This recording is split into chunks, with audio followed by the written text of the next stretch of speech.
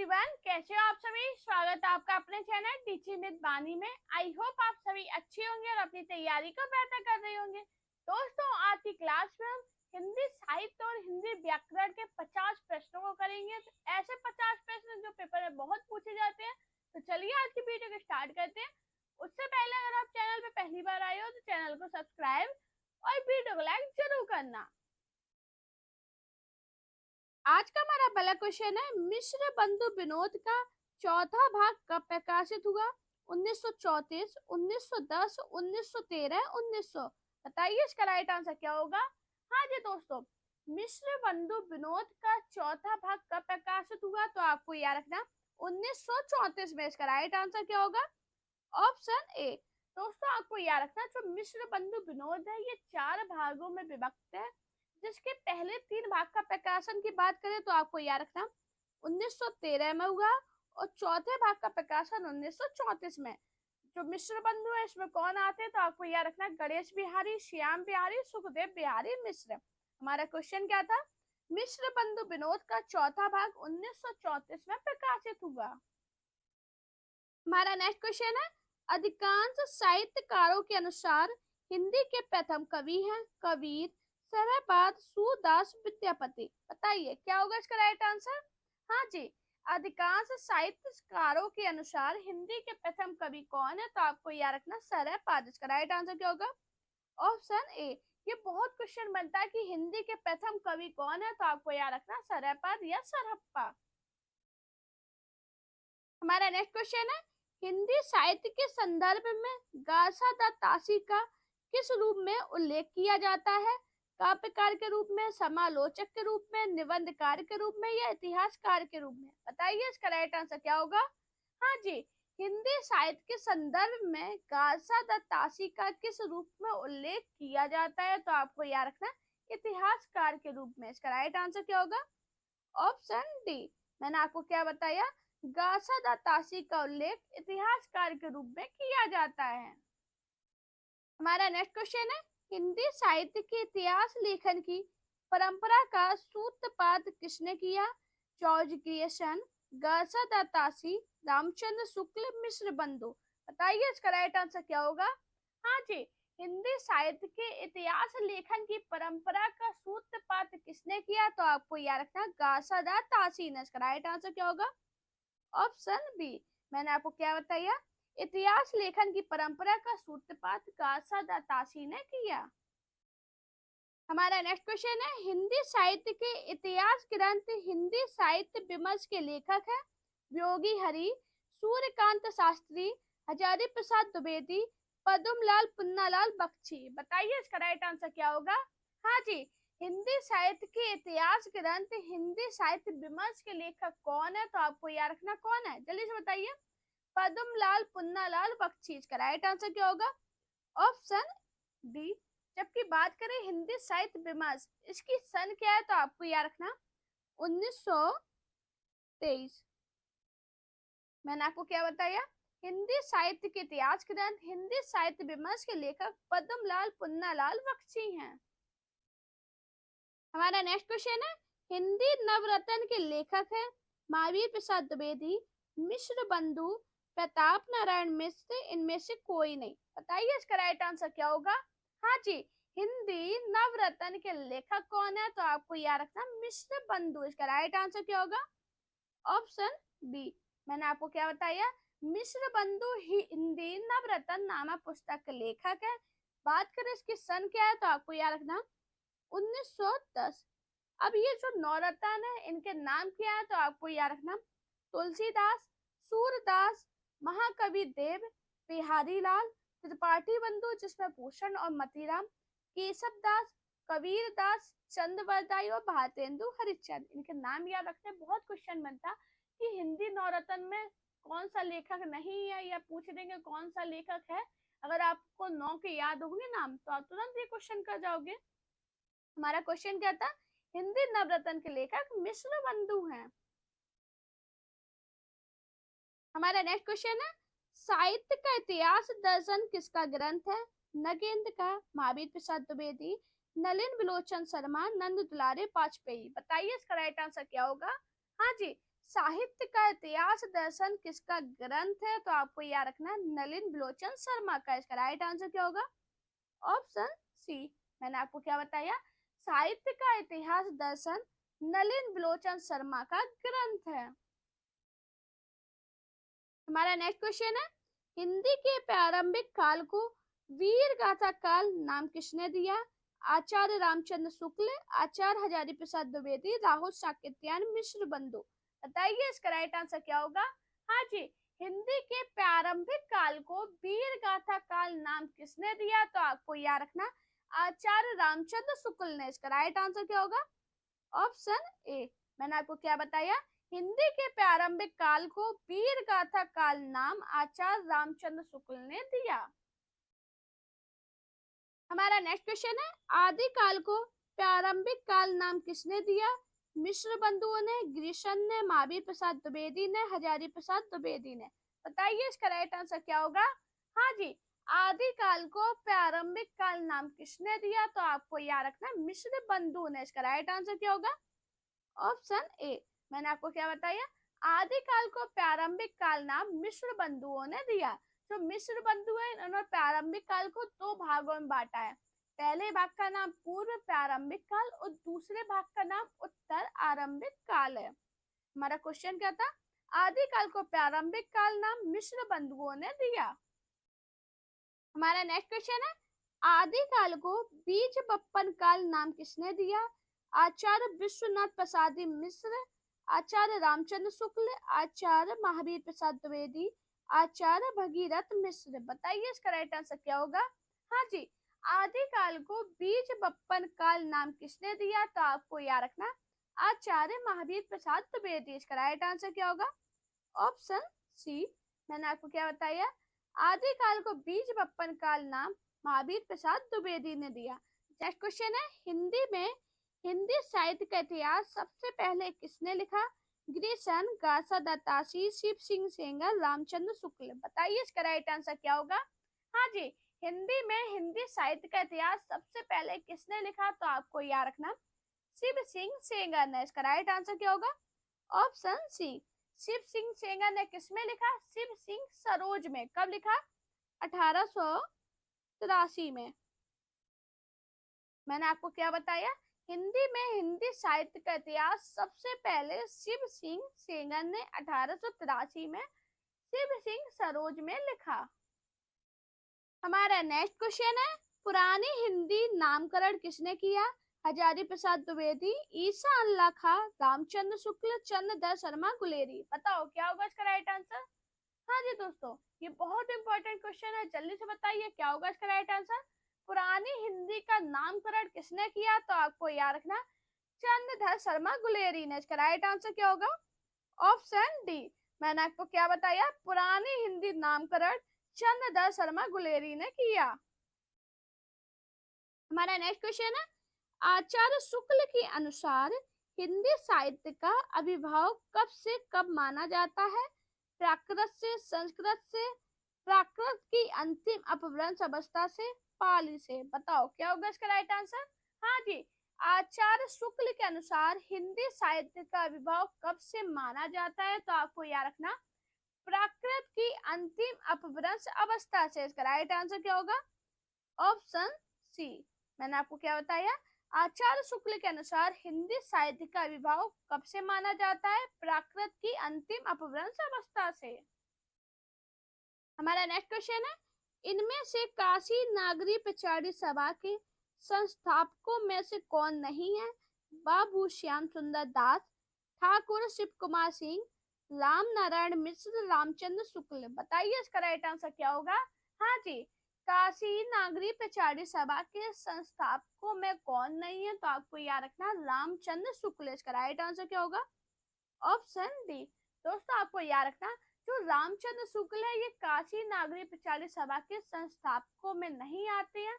काशी नागरी पचारी सभा के संस्थापक कौन है? तो आपको याद रखना श्याम सुंदर दास, ठाकुर शिव कुमार सिंह, राम नारायण मिश्र और इनके प्रथम सभापति कौन थे? राधा कृष्ण दास। और इसकी स्थापना कहाँ हुई थी? काशी बनारस में हुई थी। सन की बात करें तो इसकी सन 1893 है। मैंने आपको क्या बताया, काशी नागरी प्रचारी सभा के संस्थापकों में रामचंद्र शुक्ल नहीं थे।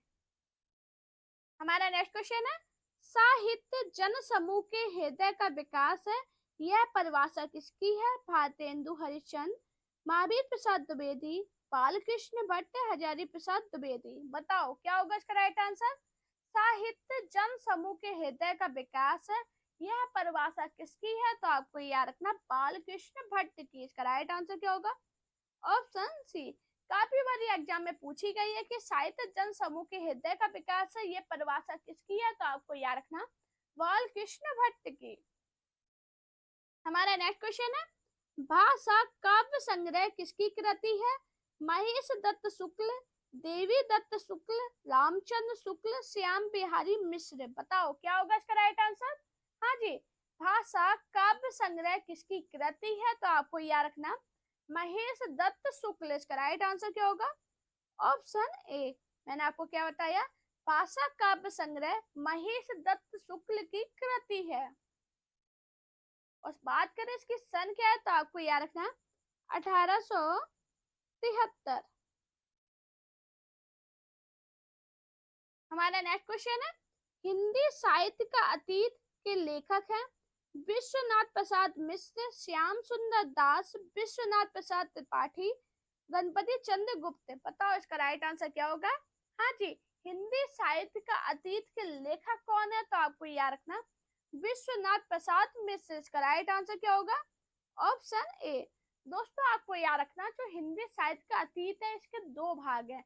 पहले भाग का प्रकाशन 1959 में हुआ था। कब हुआ था? तो आपको याद रखना 1959 में। और जो दूसरा भाग है इसका प्रकाशन 1960 में हुआ था। मैंने आपको क्या बताया, हिंदी साहित्य के अतीत के लेखक विश्वनाथ प्रसाद मिश्र हैं। इसके पहले भाग का प्रकाशन 1959 में हुआ था और दूसरे भाग का प्रकाशन 1960 में हुआ था। हमारा नेक्स्ट क्वेश्चन है, किस लेखक के इतिहास ग्रंथ में सर्वप्रथम हिंदी साहित्य का काल विभाजन मिलता है? शिव सिंह सेंगर, महेश दत्त शुक्ल, मौलवी करीमुद्दीन, जॉर्ज क्रिएशन। बताइए इसका राइट आंसर क्या होगा? हाँ जी दोस्तों, बड़े इंपॉर्टेंट क्लास है तो पूरी क्लास जरूर देखना, सभी क्वेश्चन इंपॉर्टेंट है और आपके एग्जाम में पूछे गए हैं। बताइए क्या होगा इसका राइट आंसर? किस लेखक के इतिहास ग्रंथ में सर्वप्रथम हिंदी साहित्य का काल विभाजन मिलता है? तो आपको याद रखना जॉर्ज क्रिएशन। इसका राइट आंसर क्या होगा? Option D. हमारा नेक्स्ट क्वेश्चन है, हिंदी साहित्य के प्रथम काल को वीर काल किसने कहा? मिश्र बंधु, विश्वनाथ प्रसाद मिश्र, राहुल साकेत्यान, डॉक्टर राजकुमार वर्मा। बताइए इसका राइट आंसर क्या होगा? हाँ जी, हिंदी साहित्य के प्रथम काल को वीर काल किसने कहा? तो आपको याद रखना विश्वनाथ प्रसाद मिश्र ने। इसका राइट आंसर क्या होगा? Option B. मैंने आपको क्या बताया, हिंदी साहित्य के प्रथम काल को वीर काल विश्वनाथ प्रसाद मिश्र ने कहा। हमारा नेक्स्ट क्वेश्चन है, आचार्य रामचंद्र शुक्ल द्वारा रचित हिंदी साहित्य का इतिहास का प्रकाशन वर्ष है? 1917, 1919, 1918, 1929। बताओ क्या होगा इसका राइट आंसर? आचार्य रामचंद्र शुक्ल द्वारा रचित हिंदी साहित्य के इतिहास का प्रकाशन वर्ष कितना है? तो आपको याद रखना 1929। इसका राइट आंसर क्या होगा? Option D. मैंने आपको क्या बताया, आचार्य रामचंद्र शुक्ल द्वारा रचित हिंदी साहित्य के इतिहास का प्रकाशन वर्ष 1929 ईस्वी है। हमारा नेक्स्ट क्वेश्चन है, अमीर खुसरो का पूरा नाम है? अब्दुल रहीस खुसरो, अब्दुल खालिक खुसरो, अब्दुल फजल खुसरो, अबुल हसन यमीमुद्दीन खुसरो। बताओ क्या होगा इसका राइट आंसर? इतना इंपॉर्टेंट क्वेश्चन है ये, जाने कितने बार एग्जाम में पूछा गया कि अमीर खुसरो का पूरा नाम क्या है? तो आपको याद रखना अबुल हसन यमीनुद्दीन खुसरो। इसका राइट आंसर क्या होगा? Option D. मैंने आपको क्या बताया, अमीर खुसरो का पूरा नाम अबुल हसीन यमीनुद्दीन खुसरो है। ये निजामुद्दीन औलिया के शिष्य थे। हमारा नेक्स्ट क्वेश्चन है, हिंदी भाषा का उद्गम और विकास के लेखक हैं डॉक्टर नगेन, हजारी प्रसाद द्विवेदी, रामचंद्र शुक्ल, उदय नारायण तिवारी। बताओ क्या होगा इसका राइट आंसर? हाँ जी, हिंदी भाषा का उद्गम और विकास के लेखक कौन है? तो आपको याद रखना डॉक्टर उदय नारायण तिवारी। इसका राइट आंसर क्या होगा? Option D. मैंने आपको क्या बताया? हिंदी भाषा का उद्गम और विकास के लेखक डॉक्टर उदय नारायण तिवारी हैं। हमारा नेक्स्ट क्वेश्चन है, हिंदी नवरत्न का रचना काल है 1917, 1910, 1914, 1909। बताइए क्या होगा इसका राइट आंसर? बड़ा इंपॉर्टेंट क्वेश्चन है, बहुत बार पेपर में पूछा गया है। अभी हाल मैंने डिस्कस किया था आपसे कि हिंदी नवरत्न का रचना काल क्या है, तो आपको याद रखना 1910। इसका राइट आंसर क्या होगा? Option B. हमारा नेक्स्ट क्वेश्चन है, कौन मिश्र बंधुओं में नहीं है? गणेश बिहारी, कृष्ण बिहारी मिश्र, श्याम बिहारी मिश्र, सुखदेव बिहारी मिश्र। बताओ क्या होगा इसका राइट आंसर? तो मैंने क्या बताया था, मिश्र बंधुओं में कौन आते हैं? जल्दी से बताओ। गणेश बिहारी मिश्र, श्याम बिहारी मिश्र और सुखदेव बिहारी मिश्र। तो इसका राइट आंसर क्या होगा? आपको याद रखना जो कृष्ण बिहारी मिश्र हैं ये मिश्र बंधुओं में नहीं आते। तो इसका राइट आंसर क्या होगा? Option B. बाकी बात करें गणेश बिहारी मिश्र, श्याम बिहारी मिश्र और सुखदेव बिहारी मिश्र, ये मिश्र बंधुओं में आते हैं। हमारा नेक्स्ट क्वेश्चन है, आधुनिक काल को गद्य काल नाम किसने दिया? आचार्य रामचंद्र शुक्ल, डॉक्टर राम कुमार वर्मा, आचार्य हजारी प्रसाद द्विवेदी, गणपति चंद्र गुप्त। बताइए इसका राइट आंसर क्या होगा? हाँ जी, आधुनिक काल को गद्य काल नाम किसने दिया? तो आपको याद रखना आचार्य रामचंद्र शुक्ल। इसका राइट आंसर क्या होगा? Option A. मैंने आपको क्या बताया? आधुनिक काल को गद्य काल नाम आचार्य रामचंद्र शुक्ल ने दिया। हमारा नेक्स्ट क्वेश्चन है, वाक्यों में प्रयुक्त शब्दों का व्यवहारिक और अनुशासित रूप कहलाता है अक्षर, पद, वर्ड या शब्द। बताओ क्या होगा इसका राइट आंसर? हाँ जी, ये बड़ा इंपॉर्टेंट क्वेश्चन है, आपके पेपर में बहुत पूछा जाता है कि वाक्यों के प्रयुक्त शब्दों का व्यवहारिक और अनुशासित रूप क्या कहलाता है? तो आपको याद रखना पद। इसका राइट आंसर क्या होगा? Option B. हमारा नेक्स्ट क्वेश्चन है, अंतस्थ व्यंजन है। बताओ कौन सा अंतस्थ व्यंजन होगा इसमें? अगर आपने मेरी वर्णमाला वाली क्लास पढ़ी होगी तो मैंने आपको अंतस्थ व्यंजन पढ़ाए थे, उसकी ट्रिक भी बताई थी। क्या ट्रिक बताई थी? वायरल। कौन सी ट्रिक थी? वायरल। इसमें क्या बताया था? वा से वा, ला से ला, रा से रा और या से या। तो इसका राइट आंसर क्या होगा? Option D. दोस्तों ये ट्रिक आप कभी मत भूलना, और ऐसा कभी नहीं होगा कि अगर आपने इस ट्रिक से अंतस्थ व्यंजन लिखे हैं और आपके गलत हो जाए। बहुत इंपॉर्टेंट ट्रिक है, बहुत इजी भी ट्रिक है। मैंने आपको क्या बताया? अंतस्थ व्यंजन कितने होते हैं? 4 होते हैं। कौन कौन से हैं? वायरल, या, रा, लाबा। हमारा नेक्स्ट क्वेश्चन है, केंद्रीय हिंदी निदेशालय मैंने हिंदी का मानक वर्णमाला में मूलतः कितने स्वर और कितनी व्यंजन ध्वनियों को स्थान दिया है? 1236, 1235, 1135, 1136। बताओ क्या होगा इसका राइट आंसर? ये भी बहुत इंपॉर्टेंट क्वेश्चन है, काफी बार पेपर में पूछा गया है, तो आपको याद रखना 1135। इसका राइट आंसर क्या होगा? Option C. मैंने आपको क्या बताया? केंद्रीय हिंदी निदेशालय ने हिंदी की मानक वर्णमाला में मूलतः 11 स्वर और 33 व्यंजन ध्वनियों को स्थान दिया है। हमारा नेक्स्ट क्वेश्चन है, सभी स्वर होते हैं दीर्घ, महाप्राण, अघोष, अल्प प्राण। बताओ क्या होगा इसका राइट आंसर? हाँ जी, सभी स्वर क्या होते हैं? तो आपको याद रखना अल्प प्राण। इसका राइट आंसर क्या होगा? Option D. अब अल्प प्राण क्या होते हैं? तो आपको याद रखना जिन ध्वनियों के उच्चारण में मुख से कम मात्रा में प्राण मतलब वायु बाहर निकले उन्हें अल्प प्राण कहते हैं। तो आपको याद रखना सभी स्वर अल्प प्राण होते हैं। हमारा नेक्स्ट क्वेश्चन है, संज्ञा पद का परिचय देते समय क्या बताना आवश्यक नहीं है? कारक, विशेष्य, वचन, लिंग। बताओ क्या होगा इसका राइट आंसर? ये भी बहुत इंपॉर्टेंट क्वेश्चन है, जाने कितने एग्जाम में पूछा गया कि संज्ञा पद का परिचय देते समय क्या बताना आवश्यक नहीं है? तो आपको याद रखना विशेष्य। इसका राइट आंसर क्या होगा? Option B. अब बात करी जाए क्यों बताना जरूरी नहीं है, तो आपको याद रखना है जो संज्ञा पद ही विशेष होता है। मैंने आपको क्या बताया, संज्ञा पद का परिचय देते समय विशेष बताना आवश्यक नहीं है, क्योंकि संज्ञा पद ही विशेष होता है।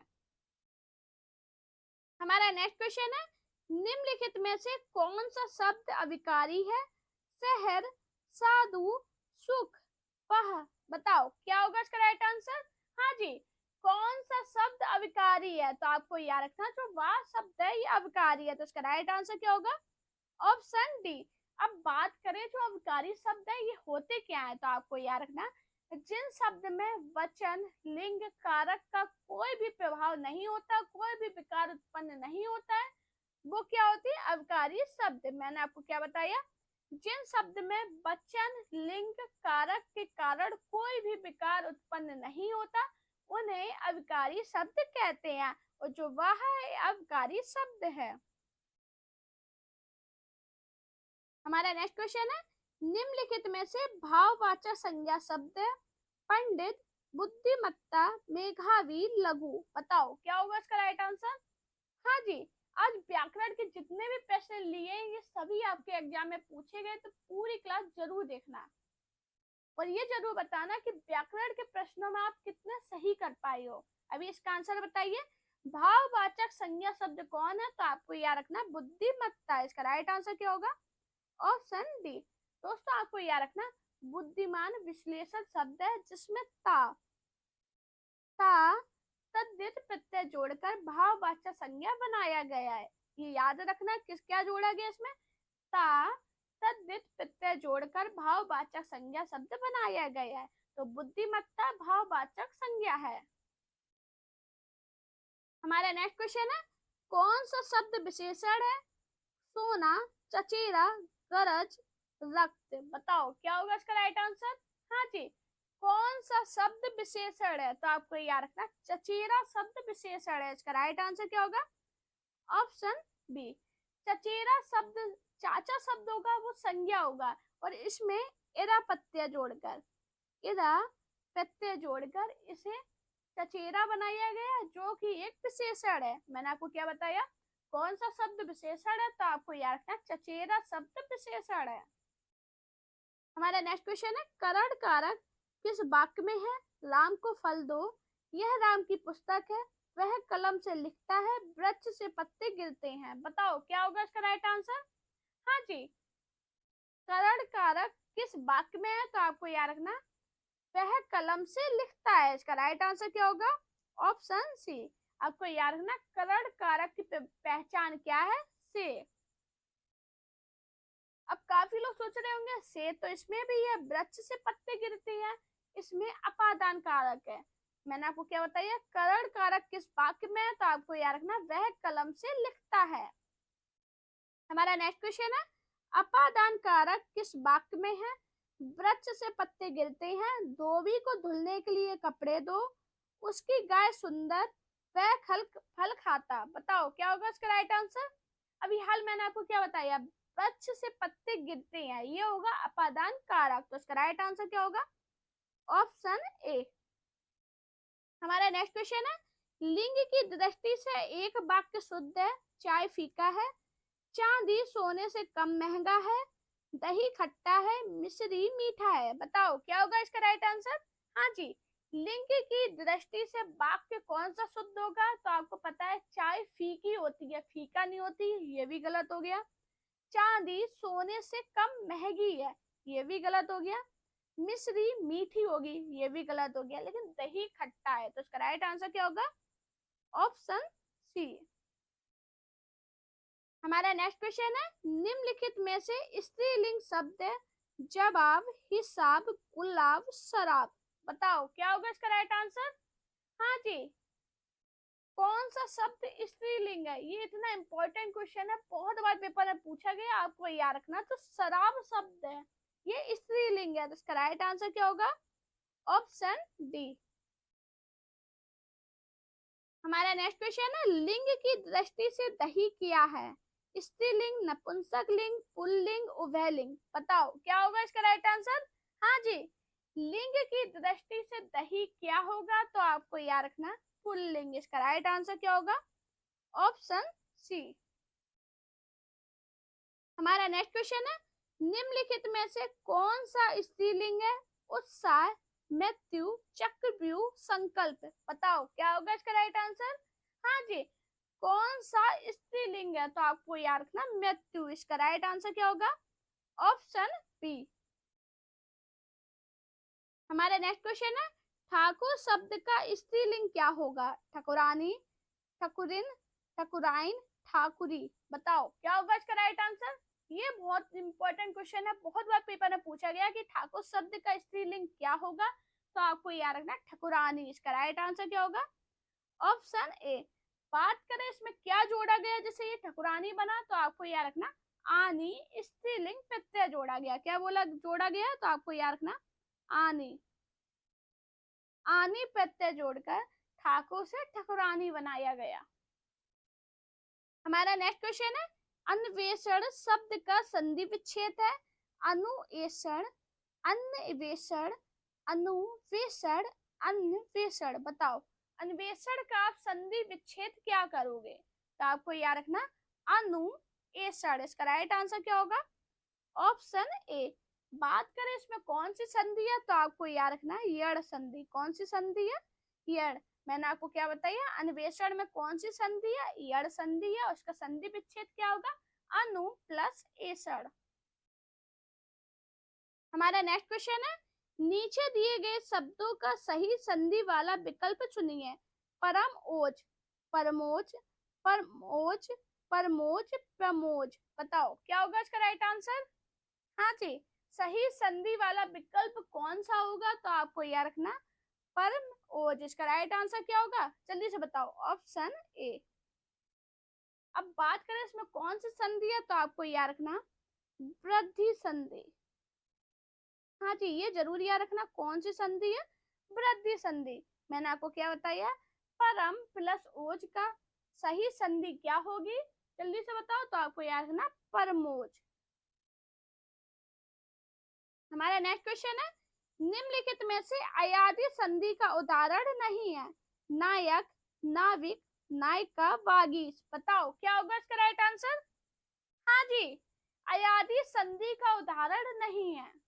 तो दोस्तों आपको याद रखना जो बागीश है ये अयादी संधि का उदाहरण नहीं है। तो इसका राइट आंसर क्या होगा? Option D. अब ये अयादी संधि का उदाहरण नहीं है तो किसका है? आपको याद रखना ये व्यंजन संधि का उदाहरण है। किसका है? व्यंजन संधि। मैंने आपको क्या बताया? बागीश अयादी संधि का उदाहरण नहीं है बल्कि ये व्यंजन संधि का उदाहरण है। हमारा नेक्स्ट क्वेश्चन है, नीचे दिए गए शब्द का सही विच्छेद वाला विकल्प पहचानिए। स्वर्गारोहण। बताओ इसका क्या होगा सही संधि विच्छेद? तो आपको याद रखना स्वर्ग आरोहण। तो इसका राइट आंसर क्या होगा? Option D. बात करें इसमें कौन सी संधि है? तो आपको याद रखना दीर्घ संधि। हाँ जी, अगर एक क्वेश्चन बनता है दीर्घ संधि का सूत्र क्या है? तो आपको याद रखना आकाशवर्णे दीर्घा। मैंने क्या बताया? स्वर्गारोहण में कौन सी संधि है? तो आपको याद रखना दीर्घ संधि। हमारा नेक्स्ट क्वेश्चन है, निश्चय शब्द में कौन सी संधि है? गुण संधि, यड़ संधि, दीर्घ संधि, विसर्ग संधि। बताओ क्या होगा इसका राइट आंसर? हाँ जी, निश्चय शब्द में कौन सी संधि है? तो आपको याद रखना विसर्ग संधि। इसका राइट आंसर क्या होगा? Option D. बात करें इसका संधि विच्छेद क्या होगा? तो आपको याद रखना नहीं प्लस च। ये बहुत पूछी जाती है और कंफ्यूजन हो जाता है। आपको याद रखना क्या होगा? निश्चय शब्द में कौन सी संधि है? तो विसर्ग संधि है। हमारा नेक्स्ट क्वेश्चन है, यशोदा शब्द में कौन सी संधि है? विसर्ग संधि, यड़ संधि, गुण संधि या व्यंजन संधि। बताओ क्या होगा इसका राइट आंसर? हाँ जी, यशोदा शब्द में कौन सी संधि है? तो आपको याद रखना विसर्ग संधि। इसका राइट आंसर क्या होगा? Option A. बात करें इसके संधि विच्छेद क्या होगा? तो आपको याद रखना यशः प्लस दा, जिससे बना यशोदा। हमारा नेक्स्ट क्वेश्चन है, शयन में संधि है, अयादि स्वर संधि, गुण स्वर संधि, यड़ स्वर संधि, वृद्धि स्वर संधि। बताओ क्या होगा इसका राइट आंसर। हाँ जी, अगर आपने संधि के ये प्रश्न कर लिए तो आप ये समझ लो आपकी संधि में अच्छी खासी तैयारी है। और अगर नहीं कर पा रहे हो तो मुझे कमेंट करना कि मैम संधि के क्वेश्चन हमसे गलत हो गए हैं, आप हमें संधि डिटेल में पढ़ा दो, तो मैं आपको संधि डिटेल में पढ़ा दूंगी। अभी इसका आंसर बताइए, चयन में संधि कौन सी है, तो आपको याद रखना अयादि स्वर संधि। इसका राइट आंसर क्या होगा, ऑप्शन ए। हमारा नेक्स्ट क्वेश्चन है, नीचे दिए गए शब्द का सही संधि विच्छेद वाला विकल्प पहचानिए। संलग्न, बताओ इसका सही संधि विच्छेद वाला विकल्प कौन सा होगा, तो क्या होगा, सम प्लस लग्न। इसका राइट आंसर क्या होगा, ऑप्शन डी। और इसमें संधि कौन सी होगी, तो आपको याद रखना व्यंजन संधि का उदाहरण है, किसका है, व्यंजन संधि। मैंने आपको क्या बताया, संलग्न का सही संधि विच्छेद सम प्लस लग्न है, यह व्यंजन संधि का उदाहरण है। हमारा नेक्स्ट क्वेश्चन है, नीचे दिए गए शब्दों का सही संधि वाला विकल्प पहचानिए। महा प्लस उर्मी, बताओ इसका सही संधि वाला विकल्प कौन सा है, तो आपको याद रखना महोर्मी। इसका राइट आंसर क्या होगा, ऑप्शन सी। बात करें इसमें कौन सी संधि है, तो आपको याद रखना गुण संधि। मैंने आपको क्या बताया, महा प्लस उर्मी का सही संधि वाला विकल्प महोर्मी होगा, जिसमें गुण संधि है। हमारा नेक्स्ट क्वेश्चन है, नीचे दिए गए शब्दों का सही संधि वाला विकल्प पहचानिए। भानु प्लस उदय, बताओ इसका भी सही संधि वाला विकल्प क्या होगा, तो आपको याद रखना भानुदय। इसका राइट आंसर क्या होगा, ऑप्शन ए। मैंने आपको क्या बताया, भानुदय का सही संधि वाला विकल्प क्या है, भानुदय होगा। इसमें कौन सी संधि है, तो आपको याद रखना दीर्घ स्वर संधि। दोस्तों अगर आपको मेरी वीडियो पसंद आए तो वीडियो को लाइक कीजिए, चैनल को सब्सक्राइब कीजिए, अपने दोस्तों से शेयर करना है। मेरा Telegram account, Insta account, Facebook page पे मुझे फॉलो कीजिए। अपना प्यार और सपोर्ट चैनल पे इसी प्रकार बनाए रखिए। Thank you guys for watching this video.